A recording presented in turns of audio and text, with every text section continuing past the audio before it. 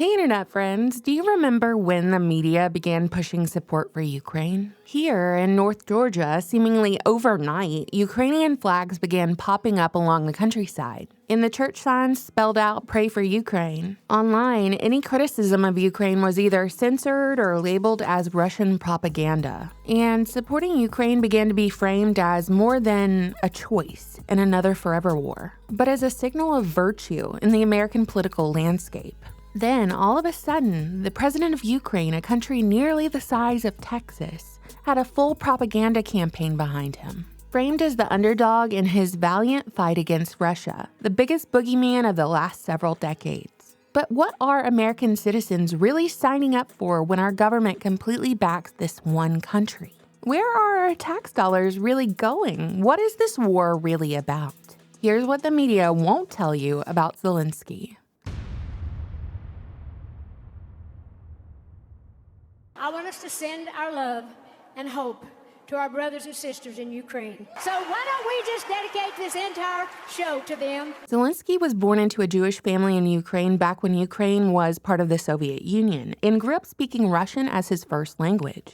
Keep in mind that Ukraine had been part of the USSR since the 1920s and only broke off to be an independent nation back in the early 1990s. While Zelenskyy's grandfather served as a colonel in the Red Army in World War II, Zelenskyy's father was a professor and computer scientist at a Ukrainian university, whose life work centered around automating mining operations in Mongolia, where Zelenskyy spent his early childhood years. His mom keeps it low profile. She's a retired engineer, but it really seems like Zelenskyy began to be molded into something more around age 9, when he was afforded this rare opportunity to enter this exclusive English language program in the Soviet Ukraine. So Zelenskyy can speak Ukrainian, Russian, and English. Later in the mid-90s, he pursued a law degree, but deep down he was this weird music theater kid. And eventually his entertainment career overshadowed everything else. Zelenskyy went from being a small-town comedian to a prominent figure in Ukrainian and Russian media, rising to stardom as a household name.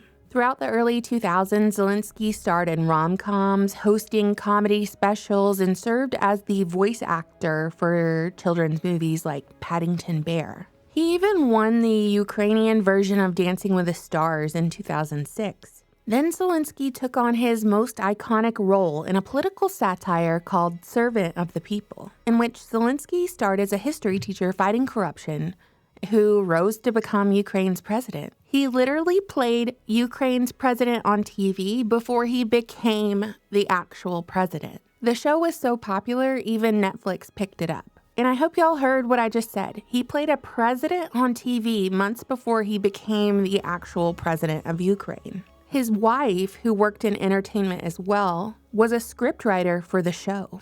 How completely perfect. What a coincidence, in fact. Zelenskyy even used his on-screen persona to announce his candidacy for president. What's on the resume besides winning Dancing with the Stars and playing president on TV? Well, nothing.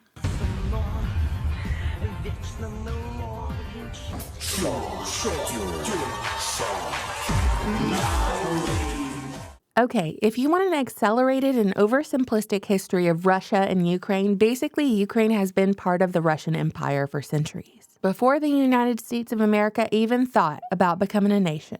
And before the Russian Empire absorbed the territory, Ukraine was a patchwork quilt of Khazarian Turkic influence, Mongol rule, Polish warrior groups, a lot of stuff here, okay?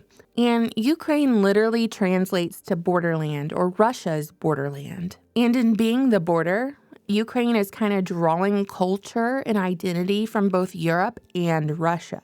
Just look at the map. And this place is trauma-filled, very recent trauma. The area was a contested battleground for the Bolshevik Revolution, only to be decimated by World War I. Holodomor, or this genocide, this death by hunger, ravaged Ukraine with man-made famine under Stalin back in the early 1930s. And millions died. In World War II, Ukraine became the main theater for the Eastern Front, devastating the area and its people. It's important to remind everyone that not too long ago, they were all allies and sided with each other during the Second World War. That was until the Cold War emerged. Under the Soviet Union, the area rebuilt, emerging as an industrial hub, but reportedly severely behind the rest of Western Europe in terms of, the day-to-day quality of life. Then the Chernobyl nuclear power plant disaster happened in northern Ukraine with long-term health impacts on all of its people.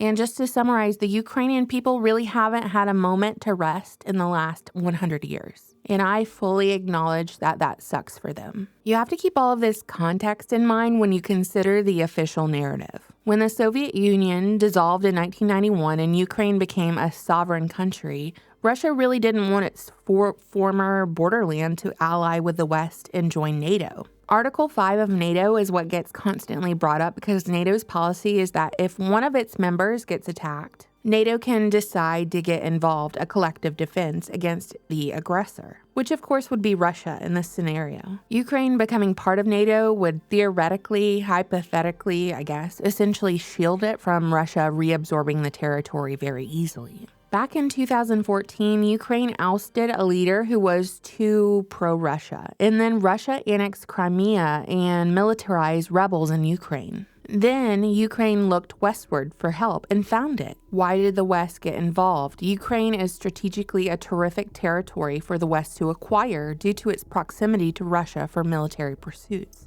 The country is also home to some of the largest deposits of lithium and uranium. Lithium being used for batteries, cell phones, laptops, machinery, cars, and uranium is used to fuel nuclear reactors that generate electricity. So you can totally see why Ukraine would be widely sought after on both sides. But basically, Russia says if Ukraine can't defend itself on its own, it has no right to claim statehood. And also, the territory is historically Russian, as are a good portion of the people in Ukraine who speak Russian, whose culture and identity is Russian. Russia doesn't want Western influence culturally or militarily right on their border. Russia claims they want to stop Western hegemony and ideology from permeating the populace because it's too liberal and subversive. And I know in this analysis, I'm giving everybody too fair of a chance here, all sides, because I can see the value in obtaining Ukraine from all sides if you're a greedy little goblin, which all global governments are at their core. I simply do not carry with me the emotional and psychological burden of Cold War propaganda pumped into the minds of American schoolchildren from 1945 to 1991. Simply wasn't my time. I got a handful of other psyops rattling around my noggin, but not this particular one. Just to round out this segment, I want you to look at how the Western media characterized Ukraine 10 years ago, before they decided Ukraine was an area that needed a little sprinkle of freedom and democracy. Headline from 2015, The Guardian. Welcome to Ukraine, the most corrupt nation in Europe. Reuters, 2018. Ukraine's neo-Nazi problem. 2021, Ukraine's accelerating slide into authoritarianism. I'll answer the question. I looked the man in the eye. I found it to be very straightforward and trustworthy. We had a very good dialogue. I was able to get a sense of his soul. He's a man deeply committed to his country and the best interests of his country. And I appreciated so very much the frank dialogue. Thank you. Well, we're going to go down more. I want to show him some of my favorite spots on the ranch. There is no better gift than rain. Señoras y señores representantes de los organismos internacionales,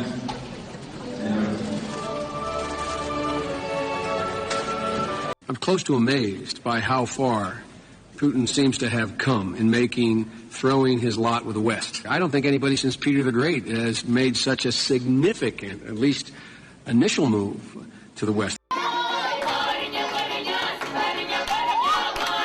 President Bush and President Obama were cozy with Putin, Bush even dancing with him, driving Putin around his ranch, never getting called a Kremlin stooge. And then suddenly, all at once, the narrative shifted. As soon as the West gets involved, pinpointing the vulnerability of a country which can be exploited, that country then becomes a hotbed of CIA color revolutions where they oust anyone who won't be a puppet and install their own. Has this tactic ever benefited the American people, increasing our safety, or just enriched our leaders in their ties to the military-industrial complex? Have we ever been closer to World War III than we are today after the spread of all this democracy and freedom to nations most of us will never step foot in?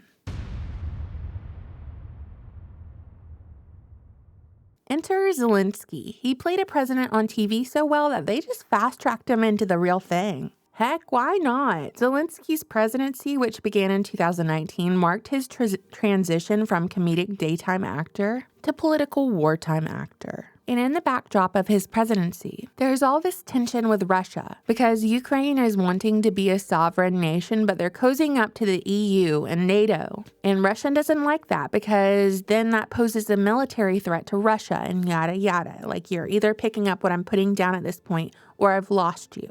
NATO won't step away from Ukraine and Russia won't either. Some of you will say that Russia is in on this whole thing, playing along, antagonizing. That's a fair assessment too, in a sense. In February of 2022, Putin declared a special operation to denazify Ukraine. As though there were so many neo-Nazis there, it just required military intervention. Then bada bing, bada boom, missiles are flying into Ukraine hours later. Putin also said that the United States was funding and operating secret biolabs in Ukraine to develop biological weapons, which was said to be Russian propaganda, but then during a Senate Foreign Relations Committee hearings, Victoria Nuland confirmed that this was indeed true, that Ukraine has biological research facilities for health and safety.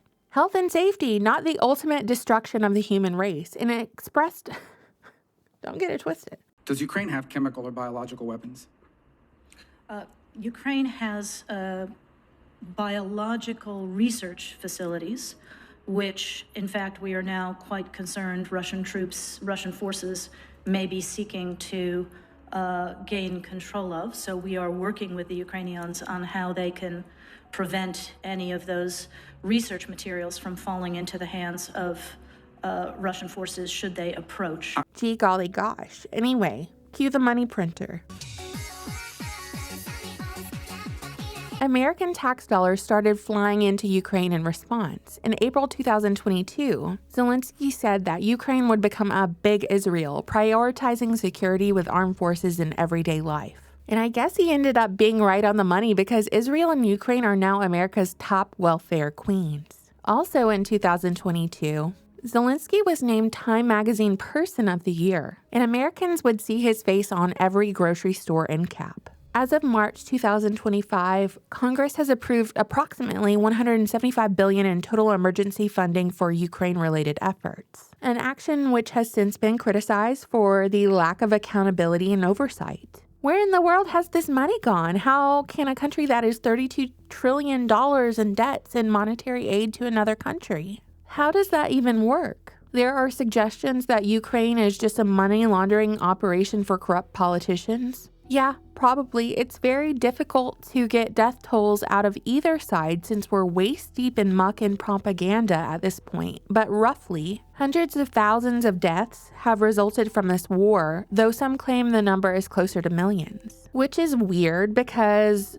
every war since Vietnam was broadcast 24/7 on American television, but I'm hard-pressed to find much video coverage of the actual war America is funding today. Though I will say there are ample clips circulating online of forced conscription of middle-aged men being kidnapped off the streets of Ukraine, so they're forced to join the military. If you're part of the I Stand With Ukraine crowd, I hope you will look up these videos. I can't put them in here because they're too graphic. There was supposed to be another Ukrainian election held in 2024, but basically Ukraine is under martial law and Zelenskyy just gets to rule indefinitely, I guess. Anyway, I've said all I need to say here. If you're wondering why you're seeing your friends and neighbors switch their Facebook profile pictures from the last current thing to the new current thing, that's why. The media told them what to be outraged about this week. Every war, every bit of theater played out across the global stage has a price. Sure, like they say, politics is Hollywood for ugly people. There are actors on your screen, but real and innocent people continue to suffer and pay the ultimate price. You don't hate the media enough. What do you think, internet friends? You know, I look forward to reading your comments. Thank you so much for watching, subscribing, and supporting my channel on Patreon, and for buying my book, The Deep State Encyclopedia. Bye!